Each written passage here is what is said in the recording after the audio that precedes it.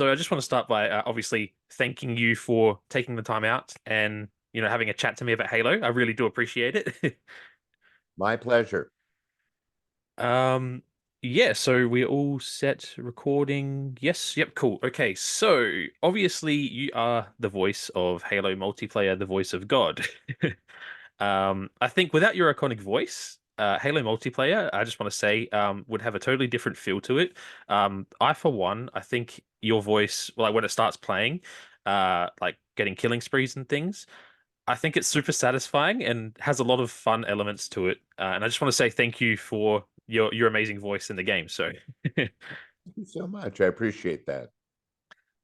yeah, yeah. So I just want to start with how did you find yourself doing voices for Halo originally? Was it something you kind of had to do like some casting for, or did you fall Yes. into it, or? No, it was an audition. What happened was is that when Bungie got picked up by Microsoft, and they were going to collaborate on the game, basically everybody in Bungie came out from Chicago to Seattle. But Marty O'Donnell, who was the person who was sort of in charge of the game, not sort of, he was, and did the music and everything, decided he wanted as much as he could to use local Seattle talent because he thought, from what he could tell, the talent was pretty terrific. And I think it is and was. So what happened was the call went out to all the agents. There aren't that many, but they went out to all the agents looking for people.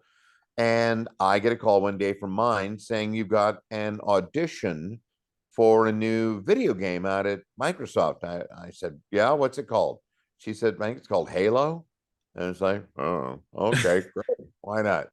Yep. So I drove out and basically had the same audition experience that everybody had. If you were an actress, then you read Cortana lines, and if you were an actor, you read Master Chief lines. And I seem to recall, Marty may remember differently, but I would have sworn that I also read like an alien, Oh wow. Okay. possibly. And then both the men and the women had to scream like they were being massacred, which was the end of the audition because they didn't do it at the beginning and trash voices, knowing that the actors would, in their desperation to get cast, want to show how well they could scream. So they made that the last part of the audition. Yeah, yeah. And so that was what ended up happening. And now the next bit is a little bit confusing because I was told by my agent that I'd been cast as Master Chief. Oh And it was wow. like, really? Oh, okay. I didn't know what that meant. It meant nothing to me. It was like, oh, great. I got cast. That's all I knew. And that's really all I cared about. And time passed. Everybody I knew who'd been cast in the game, including Jen Taylor, who was a friend of mine and lives here in Seattle, where I live, they'd all been in. I called Jen and I said, have you been in yet to record? And she went, yeah, I finished my stuff several weeks ago. And it was like, uh-oh. So I got back in touch with my agent and I said, her name is Topo, or was. I mean, she's still with us, but no longer in charge of the agency. I Okay. said, can you find out what's going on with this? And she was like, on it. Called me back a little while later. She says, I've got good news and I've got bad news. You want to, what do you want to hear? I said, well, let's go with the bad. She said, Marty O'Donnell evidently got cold feet about giving this assignment to somebody he didn't really know, which I totally get. Mm. And so he opted to go with somebody he did know and had worked with back in Chicago. That, of course, was Steve Downs. Oh wow. Um, Okay. and I definitely think that was the right choice, but I was a little disappointed at the time. And she said, but the good news is they want you to be the announcer. And I thought, announcer? That doesn't sound like much fun. Well, I was wrong, obviously. And at that point, I was thinking of like TV announcers announcing, for Kraft, mac and cheese or something, but that Yeah. wasn't what this was going to be at all. Now, Marty has a slightly different version of that story. He says the decision had not been made and that my agent jumped the gun. But that seems pretty unlikely to me. I mean, I can see him just changing his mind, and that's fine. Because I think the way, I just, when you do the job I do, you realize that you're not going to get it more often than you're going to get it. So Yep. I'm pretty sanguine about it. And it's like, well, it's just the way it worked out. And as it worked out, I'm very happy to be associated with the game in the way that I am. Um, and because we've had a lot of fun doing it all these years. But that's what it was. It was auditions.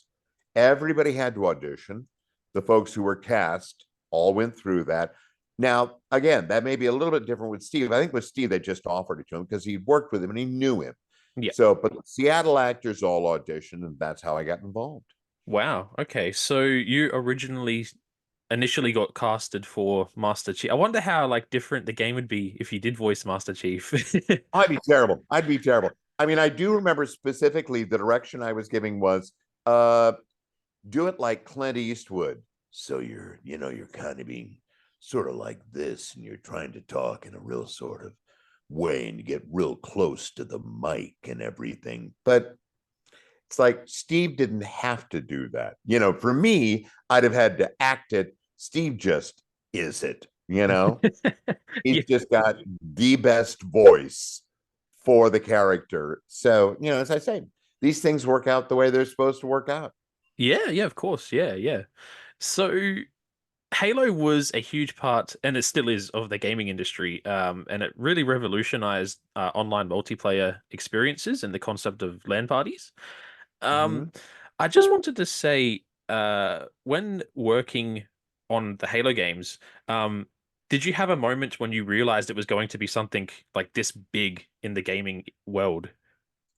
No, not only did I not have any idea about that, nobody had any idea about that. Anybody tells you otherwise, they're lying. Yeah. Marty, I've been appearing at these conventions over the last year or so with Marty and Steve and Jen and Bruce Thomas, who's the motion capture Master Chief. It's been great. But Marty tells the story of how when they were getting ready to launch, he said, and I could be wrong about the number. I thought he said, like, if we sell 80,000 games, that'll be a win. Okay. Well, that was a huge underestimate of where they ended up going. Nobody knew, and it's like I had done some other games before. So I was used to, saying sort of unusual things, often in unusual voices and dialects. I'd been a Russian, I'd been sort of British, and, I'd done all sorts of things. So, the thing about the game that nobody really understands, because people say it's like, did you get to, make up things to say? It's like, no, no, no, not at all. I never invented a word. I was reading from the script that writers had put together because they knew what they wanted. Although we tended to record a lot more than often ended up in the game because they just wanted to have it, if they needed it. That's how it Mm-hmm. worked. But and I never knew what was happening in the game. I didn't know what the game was. Yeah, For wow. years, Okay. for years I didn't know what the game was. I didn't know it was a hit until the second one came out and made $175 million in one day alone in the US Yeah. alone. And it's like I read this in the paper. I went, what? When I got asked to come back for two, my agent called and said, hey, guess what? The folks from Halo are doing a sequel and they want you to come back. And it was like, oh, cool. And I thought, well, I guess it did pretty well. I Yeah. didn't know. Isn't that wild? No idea. None of us did. Yeah, wow, that's quite incredible, isn't it? So, Yeah. that kind of just leads into my next question. Have you ever played any Halo games or like seen any gameplay, like just Oh, watching yes. it or yeah? Oh, yes. Yes, yes, yes, yes, yes. I'm the world's worst Halo player. I discovered it the first time I played. Now, here's the thing. Here's the the really dark, dark underbelly of the whole relationship with Microsoft. So when we finished the first game, they sent me a copy of the game, the original game. And it was like, uh, well, are you going to give me an Xbox? And they were like, no. And it's like, well, okay. So I gave this game to my son, thinking he'll play with his friends. He sold it. He sold Oh. my copy of that first game. But there you go. I mean, I couldn't use it. Mm. So time goes on. I haven't played it. I haven't played it. I haven't played it. And I happen to find myself in Utah, Cedar City, Utah. And I was doing a couple of shows there as an actor. Excuse me. And I was invited by one of the I don't know if they were called interns or apprentices, but it was a fellow who lived in Cedar City. He was Mormon, his family was Mormon, and they asked if I would come to supper, and it was like, sure, on my night off. So I went over. It would have been a Sunday because that was our day off, and met his parents, met his siblings, all of them incredibly nice. Had a wonderful meal, and at the end of the meal, the son of a bitch kneecapped me. He said, "Hey," very innocently, "do you want to go downstairs and play some Halo?" And it was like, bastard, that's why I'm here. Sure, I'll play Halo. But I thought, well, how hard can it be? I mean, I didn't play when my kids used to play Super Mario Brothers. I'd watch them, but I thought, well, I can't, yeah, I'm sure I can play. So we went downstairs. Their whole basement was outfitted with like beanbag chairs. Like, I think there were 4 controllers. There was a screen on the wall Oh where wow. everyone could see their own individual gameplay. Just demented. So I got mine and I start off, with my Master Chief walking down a hill. And I'm thinking, well, where else can I go? Just going down a hill. This is very interesting. So I remember I turned to my right and there was a building over there and there was a door. And I thought, oh, I'll go there. So I, headed over towards the door and I just kept kind of going a little bit too much to the right. So I missed the door and went into a corner and I couldn't get out. I didn't know how to back up. So I'm like bumping into the wall going, what the fuck? I literally could not get out. And finally, the other young people started shooting me. So I had to listen to myself say, "Game over," which was truly, truly embarrassing. Later, I would play, and I was a little bit better, but I'm still not good. And I have watched gameplay just because it was interesting. I got online and I was watching. There was a very funny clip of some player the first time he encountered the flood. And he was just like, what the fuck? What the fuck? I was howling with laughter. But you have to understand, I didn't know what the flood was when I recorded the game. They didn't tell me. Yep, yep. I have lines about it. When we got to the second one and people were being turned into zombies, I would have lines like brains and zombie killing spree. And I read that line and I went, I'm sorry, wait a minute. So there are zombies in the game? And they were like, yeah. And it's like, can you tell me more about that? And they were like, no. It's like, okay. It was, I guess, on a need to know basis. And I evidently did not need to know. So that was how I found out about things after the fact. Like everybody else, when the game's launched Yeah, and people wow. talk to them about them, and it'd be like, oh, that's what's going on. Okay. Yeah, Yeah. yeah. Okay. And just with the like, so have you seen any of the new TV show for Halo on Paramount Plus at all? I've seen both seasons. Yes, I Oh, have. nice. Okay, you're ahead of me then. Well, it was interesting. I saw the first season and it was sort of like, oh, that's interesting. And Jen and I talk about it because, she lives here and we still get together on a fairly regular basis for coffee. And it was, I think, very tricky for her because, among other things, there's an entirely different actress Mm. playing Dr. Halsey, and she played that in the game. That was Jen, of course. And then in Cortana, they were asking for things from her. She's been doing this for 22 years. She's got a pretty clear idea of who Cortana is based on her experience, as well as, the story goes a lot farther than the TV series. And yet she was being asked to do things that sometimes didn't altogether feel like maybe that was what her Cortana would do. Yep. But, being the terrific actress she is, she made it work for herself. And the first season, I remember thinking, this looks a little Battlestar Galactica, not the second one, but the first one, Yeah. where Yep. it was a little bit too clean and a little bit too shiny. And, there are all these new characters. It's like, who are these people? What's going on? But then in season two, I think they must have had a huge changeover in personnel, Mm. because now it's much more in the alien mode of things are dirty, the clothes aren't pristine clean, um the framing, the cinematography is gorgeous, it's darker, which it seems suitable given. Do you know where the second season goes at all? Yes, so I pretty much I've had it spoiled for me already. I've Well, we started episode probably one. shouldn't spoil it for anybody else. And anyway, if you know where it's going, then obviously, it's very appropriate for where the series goes. Yeah. But I thought it was certainly a real step forward for the series, which was encouraging, I thought, Yeah, yeah. and it was very clever how they figured out a way that Pablo wouldn't have to put on the mask for Yeah. most of the season. They stole his outfit. It's like, okay. Now what's next season when he doesn't want to wear that stuff? Wants to be seen, or Sony doesn't want him to.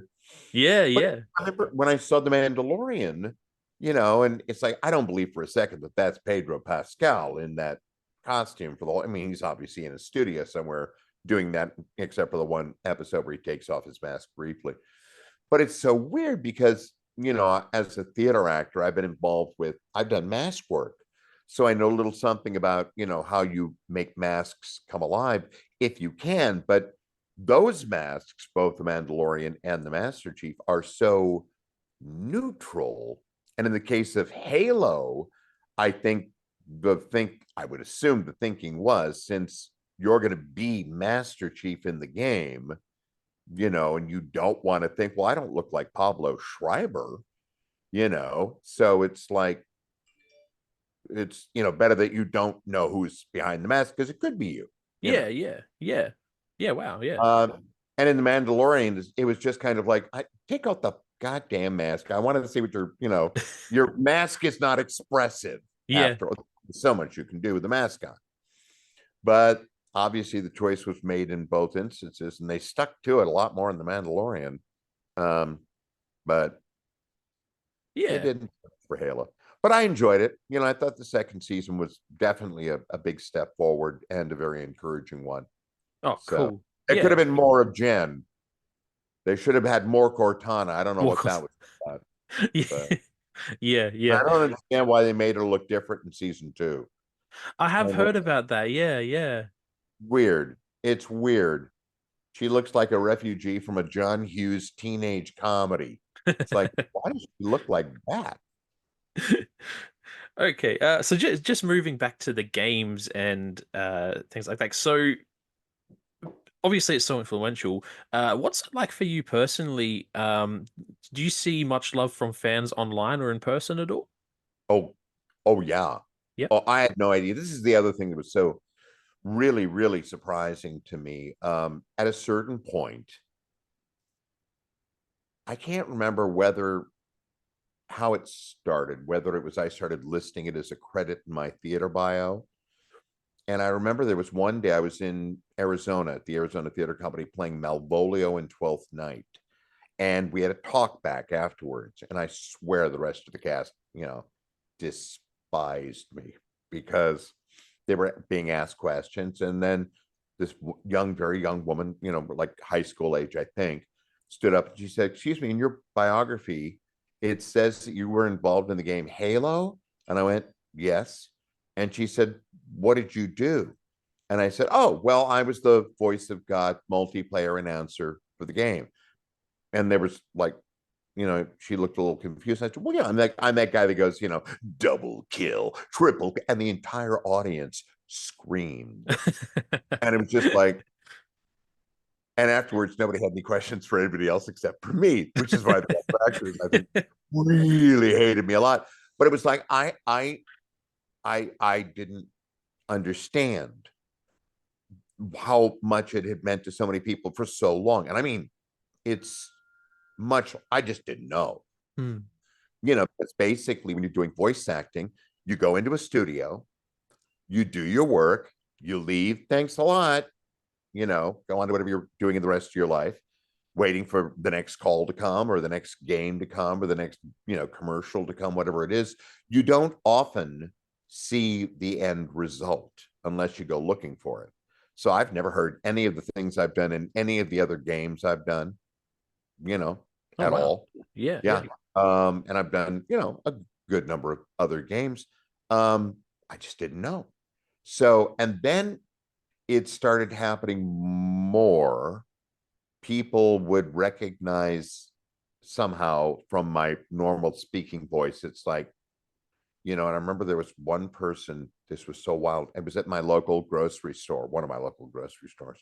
I was checking out, and I said something, I'm, just casually, and the guy said, "Excuse me, are are you are you a voice actor?" And I went, "Yeah." And they said, "Do you do the announcer in Halo?" And I went, "Yeah, I do." And this guy started to shake. Oh I wow.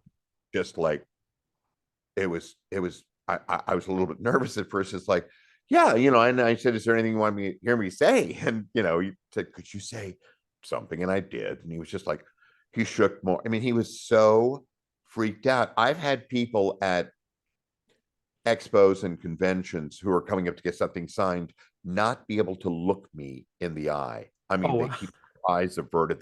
They can't, Yeah, it's yeah. wild. I've also had many stories from people that I've heard, again, in those situations, about, how when they were young, their lives had been horrible.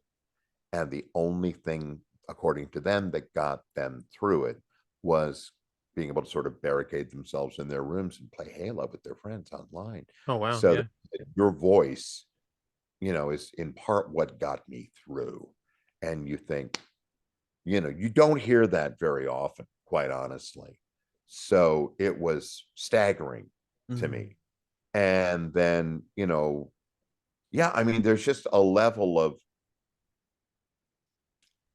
I mean, I get it. There are people that I've met over the course of my career who I'm just like, I cannot believe I am talking to this person Yeah. or working with this person. I was in a production of Inherit the Wind on Broadway with Brian Dennehy and Christopher Plummer, Oh wow. who in many ways was the foremost Shakespearean actor of my lifetime. If you sort of, because Olivier and Gielgud and Richardson and Redgrave and all those amazing actors and Alec Guinness and Schofield, they were all earlier. Chris Plummer was, sort of a little bit younger.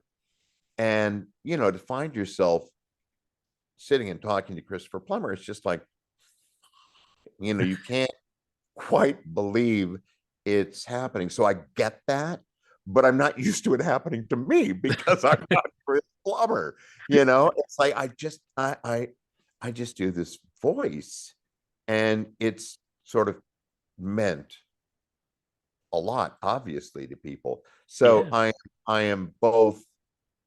I am incredibly grateful for the opportunity to have done this game, and unbelievably humbled by the response.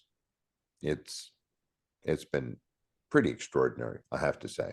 Yeah, yeah. I think your voice is so distinctive. Like even when you're just talking like to me now, I can hear little elements from the game, and it's crazy.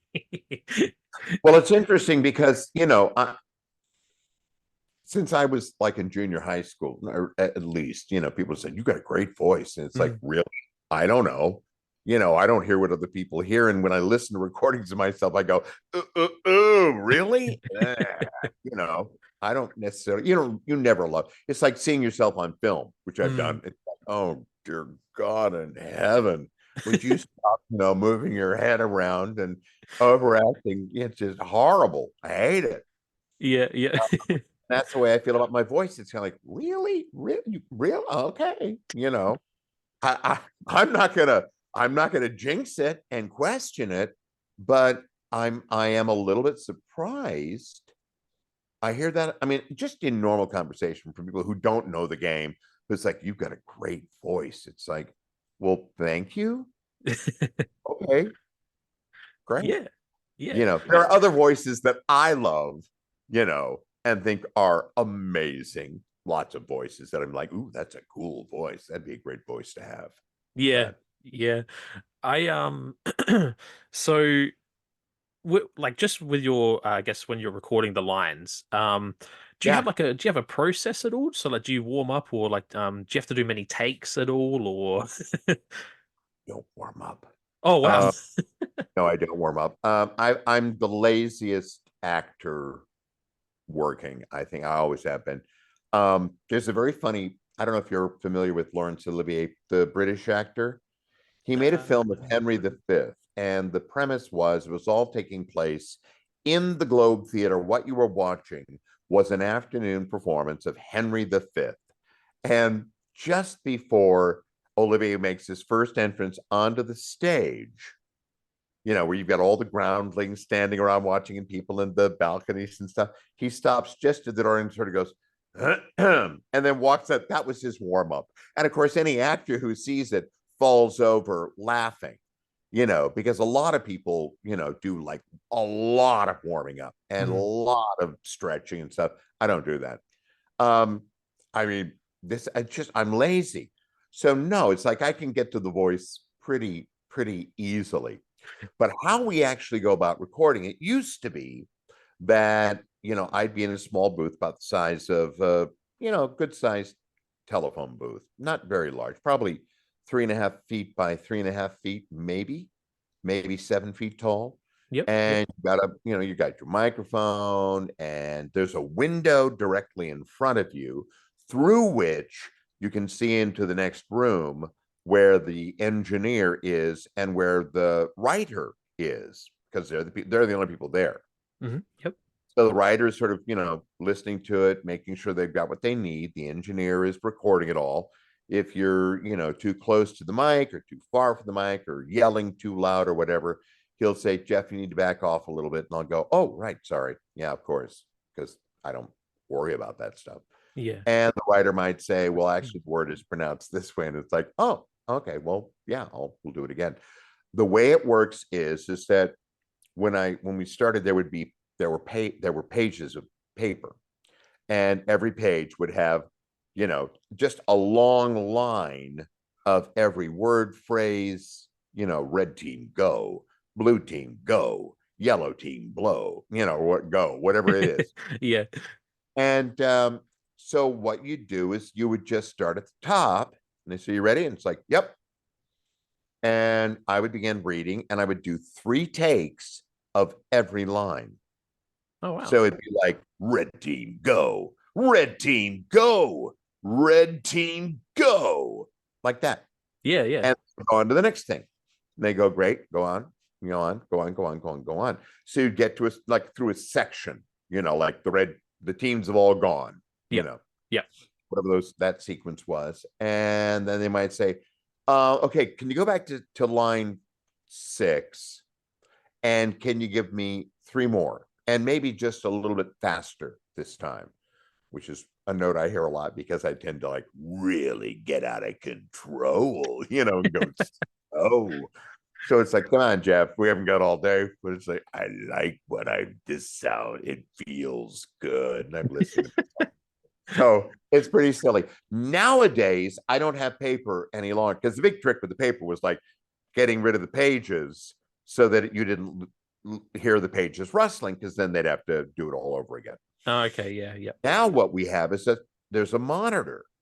There's a screen right in front of me off to my right generally. So I'm still looking through the window at those guys, and the monitor's there. And when I get started, I just go down the list of the monitor, Oh you wow. know. Okay, Yeah. yeah.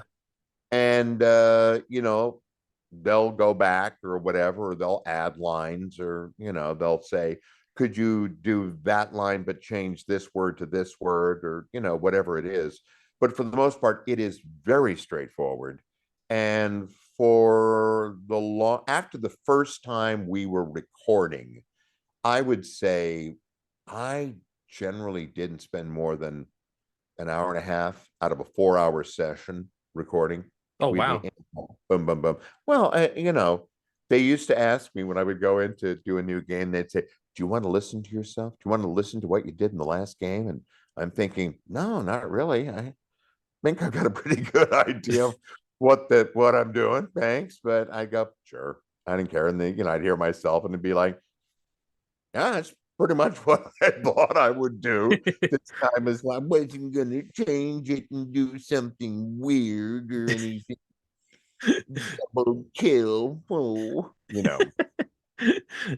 But yeah, Yeah. that was, and that's exactly how all the sessions went. And you do an initial session where you do most of the lines, and generally there would be a second session months later, because they would then know more specifically what they needed. And then you would go back in and record a few more things, and there might be even a third session. That happened on Infinite. Okay. Where the last minute they called. It was very odd because I thought, isn't this dropping like next week? Mm. And they had me in to record some stuff, and it was like, but again, it's like, I don't know what's happening. I just got a call and they said, come in. I was like, okay. And it's always fun to see the people, the engineers and the writers. They're lovely people. So that Yeah. was fun. Oh, Yeah. wow. Yeah. So just the last question. So when Halo was transitioning from Bungie to 343 Studios, were there Yeah. any notable differences when working on the games?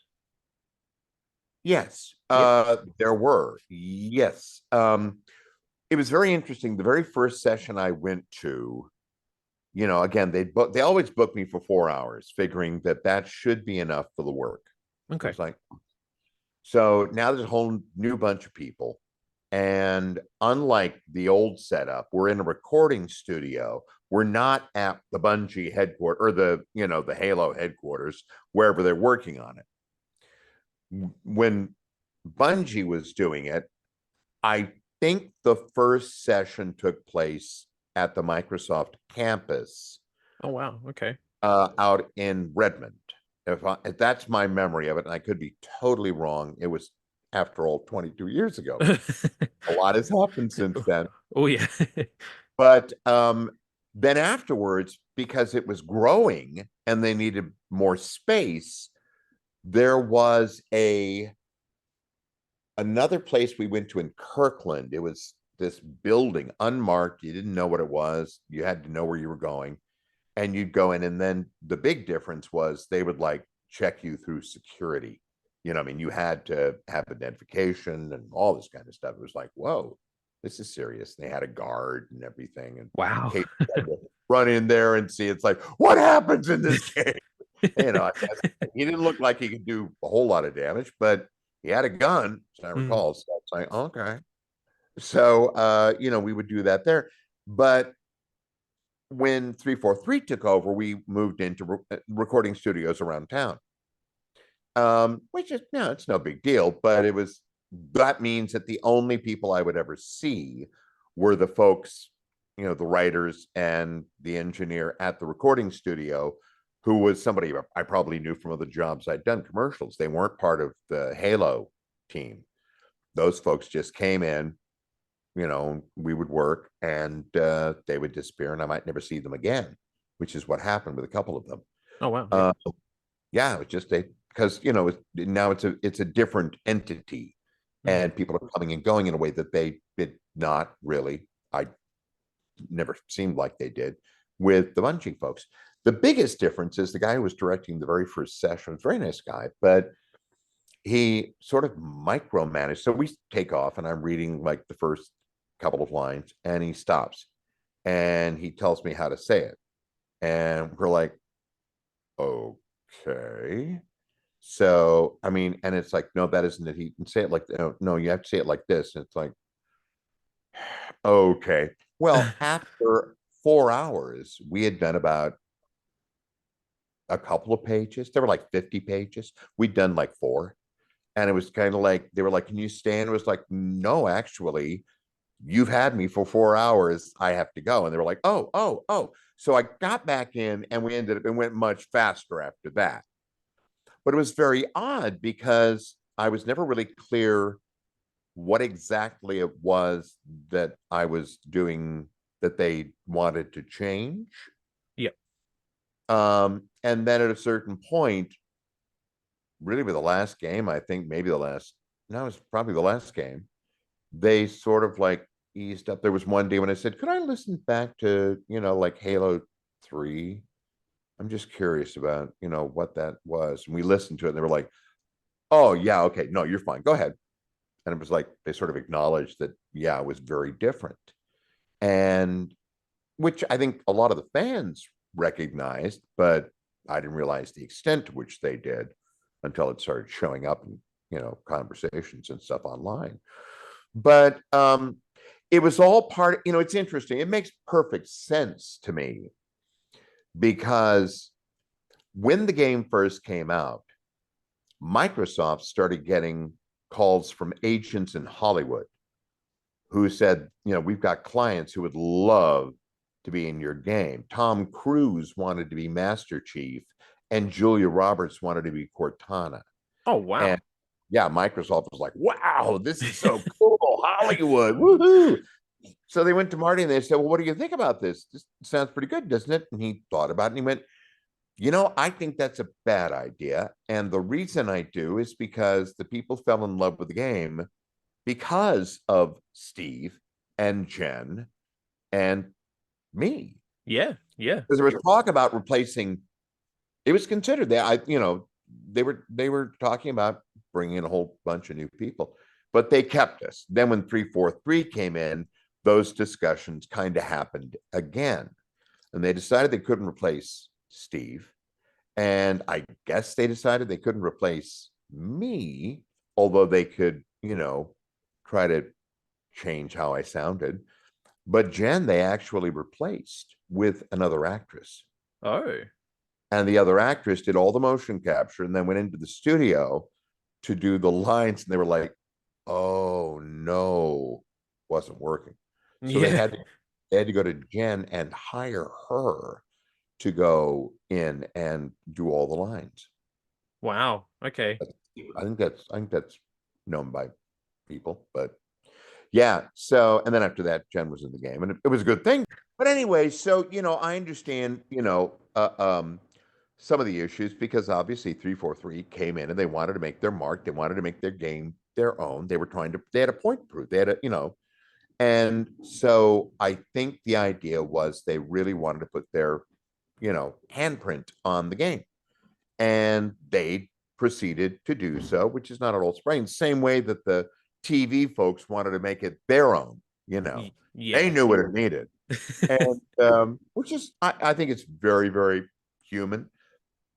And in the end, I think things worked out pretty well, Hmm. with the game. Uh, but again, it's like, it's one of those things where I'm a bit of a gun for hire. And so I'm happy to show up and work on the game. The only thing I missed a little bit was getting to see the people who were doing all the graphic work or the story work, because I'd get to go around and, say hello and chat with them. And they, ask, it was just a different experience. Yeah, That, that would have been interesting. Yeah. yeah, Yeah. it was. Do you have a favorite Halo game that you've worked on in particular, or least favorite? Well, I mean, all the games have been, fun to work on, but the one that I have a very soft spot, there are two that I have a soft spot for. Okay. The first one, because it was the first one, and that's when we came up with the voice, and which was, we did that in like 20 minutes the first time I went in to record, as I say, and then and because nobody knew what it was just sort of like, ooh, this is all cool. We're breaking ground here. And the other probably would have been the third game because that was the last one I got to do with Marty, you know. before Yeah, he and yeah. Bungie folk decamped to go work on Destiny. Yep. And then I didn't see him for years. I mean, like literally probably 20 years, Oh wow. Okay. because he was off doing his thing. And then he had the falling out with, you know, uh, Bungie and with, just a lot of time spent Yeah, on yeah. lawsuits and stuff like that. But he's been showing up at the expos and conventions, and we've been able to hang out, and it's been great. For one thing, I found out so much about the game I did not know, what it was like putting it all together, where it came from, just the whole history of the origin of the game is like, whoa, they were at it years before we got on the scene. Oh wow. Okay. Yeah, yeah. Yeah, I Ha- mean, they were working on a bank in Chicago. It had a different name and they were doing other things, but it's like they were already, sort of focused on it. Oh, okay. Uh, Yeah, yeah. really interesting. So, Yeah. you mentioned coming up with the voice. How did you come up with the voice? Was that, I guess, was it natural or? Well, what happened was, this is my memory of it. Marty might be different, but this is what I remember. It's like, okay. So I think the first thing he said to me was monster truck rally. So you're doing monster truck rally, and you're doing all that kind of Sunday, Sunday, Sunday kind of stuff. And then he said, okay, okay, now pull that back. And I was like, okay, Sunday, Sunday, Sunday. And the alien had sort of a, malevolent sound to him when I did the audition. He said, let's get a little of that as well. It's like, so all of a sudden I'm doing stuff more like this, with very, very far back in my throat, which is not a smart thing to do. And he said, no, okay, let's do it a little quicker. And it's like, not very smart at all. He said, now say double kill. It's like, double kill. There it was. That's that's so That's awesome. how it happened. I mean, it didn't take up that much longer than what I just did for you. Oh wow. Okay. I mean, that literally was, we just tried that and it was like, yeah, there you go. So it's like, okay. And of course, because I remember it taking several days on the first game, and it never took that long again. Yep. But on the first game, it seemed like we were recording everything. I think they just were handing me books off the shelf, and it's like, say this, say this, say this. But my throat was just like, oh, spitting blood. Oh, But I've never had a problem since then, and I can obviously drop into it pretty easily when I need to. I was gonna say, Well, are you able to do a few lines now, if possible? sure. Yeah. What do you want to hear?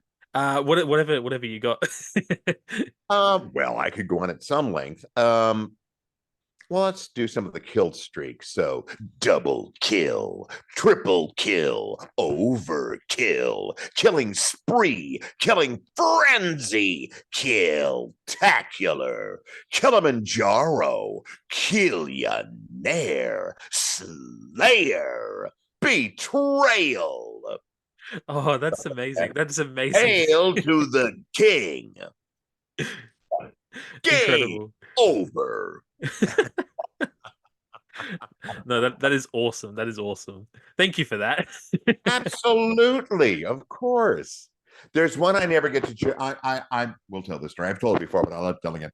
We were working on one of the games, and it was when Bungie was still around because they were there. And around that time, Dick Cheney, who was the vice president, had gone hunting. You may remember this incident, Hmm. and he'd shot one of his fellow hunters in the face. Turns out it was Merrick Garland, our current head of the Justice Oh, Department. wow. And everybody thought it was just like, those crazy people, they'll do anything, they'll shoot their own. So somebody on the Halo team decided it would be funny if you either accidentally or purposely shot one of your own teammates. You would hear me saying, Cheney Mania. I mean, as you might imagine, that was our response when I did it. And I did it a number of times, and people were like, ah, do it again. It's like Cheney Mania. And I thought, that'll be fun. And it wasn't going to show up all the time. It was going to be like every 10,000th time it happened or something. It was a real Easter egg. And I learned later they said, yeah, it's not going to be in the game. It's like, what do you mean? Well, somebody from Microsoft found out what was going on and they were like, no. So that's probably my favorite line that nobody got to hear in the game. Although, now I say it every chance I get. Plenty of recordings out there doing it because it's one of my favorite things that we did. Made me howl. Yeah, that's pretty funny actually. Yeah, yeah. So that's all the questions I had for today. All right. Yeah, no, I just want to say thank you again. Thank you so much for coming on and just sharing your Halo experiences. It's been wonderful talking to you. Well, it's been fun to talk with you as well. Thank you so much.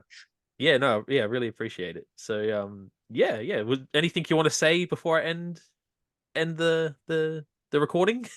Well, just to you and everybody listening, make sure you folks all stay unfreaking believable. Awesome. Thank you so All much. right. Take care.